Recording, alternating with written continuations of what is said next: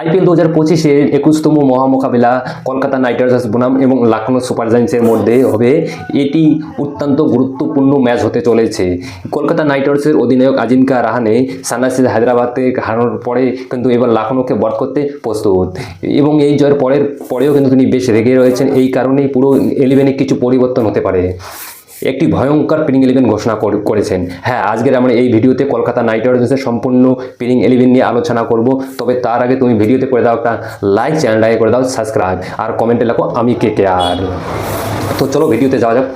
তো ভিডিওতে Lucknow super giants এবং কলকাতা নাইট রাইডার্স আইপিএলে এখনও পর্যন্ত 30টি ম্যাচ খেলেছে এবং যার মধ্যে লখনৌ সুপার জায়ান্টস 14টি ম্যাচে জয়লাভ করেছেন এবং কলকাতা নাইট রাইডার্সও কিন্তু 14টি ম্যাচে জয়লাভ করেছেন এবং 2টি ম্যাচে তারা ড্র করেছেন। কলকাতা নাইট রাইডার্স এবং লখনৌ সুপার জায়ান্টসের মধ্যে মোকাবিলা 8ই এপ্রিল দুপুর 3:30 থেকে হবে, যা ইডেন গার্ডেন্সে অনুষ্ঠিত হতে চলেছে। এই ম্যাচে পিচ রিপোর্টের কথা বললে যে ইডেন গার্ডেন্সের পিচ সবসময় কিন্তু ব্যাটসম্যানদের জন্য ভালো থাকে, ঠিক আছে।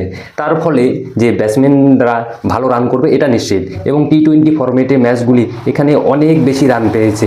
এই ম্যাচে চেস করা কিন্তু খুবই সহজ। টিমগুলি প্রথমেই টস জিতে বোলিং করার সিদ্ধান্ত নেয় সবাই।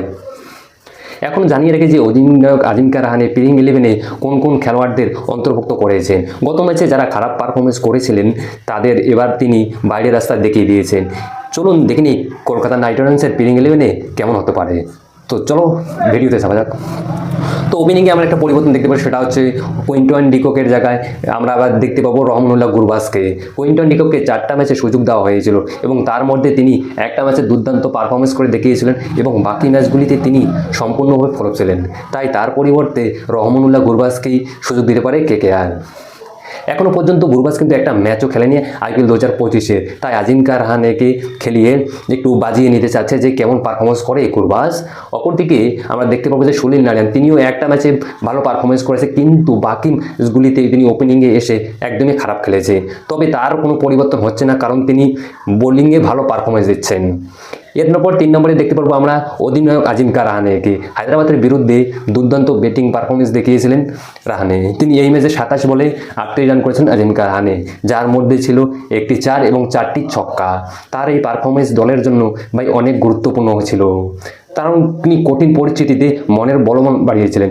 এবারে 4 নম্বরে আমরা দেখতে চলেছি ভেঙ্কটেশ আয়ারকে। ভেঙ্কটেশ আয়ার ভাই আইপিএল সানরাইজার্স হায়দ্রাবাদের বিরুদ্ধে একটা চমৎকার ইনিংস খেলেছিলেন কিন্তু ভেঙ্কটেশ আয়ার, যেখানে 29 বলে 60 রানে একটা পারফরমেন্স দেখিয়েছিলেন এবং যার ফলে কলকাতা নাইট রাইডার্স 80 রানে একটা বিধ্বংসী জয় পায়। শুরুতেই 2টি উইকেট পড়ে যায় এবং তারপর মনে হচ্ছিল যে কলকাতা নাইট রাইডার্স হয়তো আর ঘুরে দাঁড়াতে পারবে না, কিন্তু ভেঙ্কটেশ আয়ার সমস্ত কিছুকে চেঞ্জ করে দিয়েছিল শেষের দিকে। প্রথমেই কিছু বল তিনি খুবই খারাপ খেলেছিলেন এবং দেখে বোঝা যাচ্ছিল যে হয়তো তিনি আজও সম্পূর্ণভাবে খেলতে পারবে না, কিন্তু তারপর তিনি যে পাওয়ার দেন তারপরে তো আর কিছু বলার রাখেনি। তাই এই ম্যাচেও তিনি তেমনই পারফরমেন্স করবে বলে আশা করা যাচ্ছে KKR ম্যানেজমেন্ট। তারপরে আমরা দেখতে চলেছি অঙ্কিরেশ রঘুবংশীকে।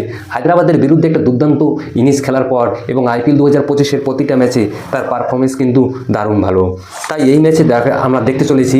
এরপর আমরা 6 নম্বর দেখতে চলেছি মঈন আলীকে। তিনি প্রথম একটা ম্যাচে কিন্তু দারুণ পারফরমেন্স করে দেখিয়েছিলেন, কারণ তিনি ব্যাটিংয়ে ভালো কিছু করে না দেখা পারলেও কিন্তু বোলিংয়ে তিনি ভালো করেছিলেন। কলকাতা নাইট রাইডার্স অর্থাৎ ম্যাচ লখনৌ সুপার জায়ান্টসের বিরুদ্ধে এবং যেহেতু ইডেন গার্ডেন্স স্পিনারদের জন্য খুবই ভালো, তাই কলকাতা নাইট রাইডার্স এই ম্যাচে মঈন আলীকে খেলাতে চলেছে, এটা কনফার্ম। এবং সানরাইজার্স হায়দ্রাবাদ এবং 7 আর 9 নম্বর দেখতে পাচ্ছে রিঙ্কু, রাসেল, রমেনদীপকে। এই জায়গায় কোনো পরিবর্তন হতে চলেছে না, ঠিক আছে। তার কারণ আর চেষ্টাও করবে না, হয়তো রিঙ্কু সিং অনেক উপরের দিকে ব্যাট করতে আসতে পারে, সেটা কারণ যে ম্যাচ কোন দিকে গড়াবে তার উপর সম্পূর্ণ ডিপেন্ড করে রিঙ্কু সিংকে ব্যাটিং করাবে। এবং 10 নম্বরে দেখতে পাবো হর্ষিত রানা, 11 নম্বর দেখতে পাবো বরুণ চক্রবর্তী। আর হর্ষিত রানা, বরুণ চক্রবর্তী আর হর্ষিত রানা সানরাইজার্স হায়দ্রাবাদের বিরুদ্ধে কিন্তু দুর্দান্ত বোলিং পারফরমেন্স আর ব্যাপক অরুণ থাকতে চলেছে ইম্প্যাক্ট প্লেয়ার হিসেবে, ঠিক আছে। আচ্ছা, তোমাদের কি মনে হয় যে ব্যাপক অরুণাকে ইম্প্যাক্ট প্লেয়ার হিসেবে রাখা কি উচিত হবে KKR-এর? তো আজকের জন্য এটাই।